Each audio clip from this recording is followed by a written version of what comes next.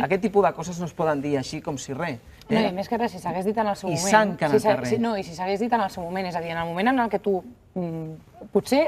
O sigui, no sé si és més que els hi van arribar a dir o els van fer entendre, també podria ser, no?, que tu diguis escolta'm, t'estàs jugant, que hi hagi un conflicte, etc. I la por és gratuïta i pot ser que tu tinguis por que això es tradueixi a que vingui l'exèrcit. També és diferent que vingui l'exèrcit, que és una cosa que no la trobo impossible, amb què hi hagi directament morts en el carrer. Però si ho dius en el seu moment, té una altra credibilitat. Quan ja ha passat tot, i ara dius, no, és que realment ha passat tot això perquè creiem que hi hauria morts al carrer. Més que era per una cosa, a mi no em quadra que el dia 1 d'octubre, jo tinc molts indicis, a no ser que ells provin el contrari, per pensar que la violència que va haver l'1 d'octubre va tirant a la violència màxima que pot exercir l'Estat contra la seva població. Per què? Perquè a la tarda, precisament, el nivell de violència que s'estava exercint sobre la població ja va variar.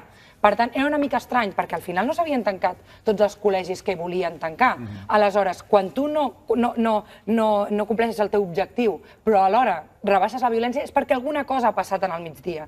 Aleshores, que ara diguin que la violència ha de ser extrema, home, jo sé que és difícil de provar, segurament no sé si això es pot provar, però si a sobre no ho han dit en el moment en què tocava, a mi em resulta certament sospitós.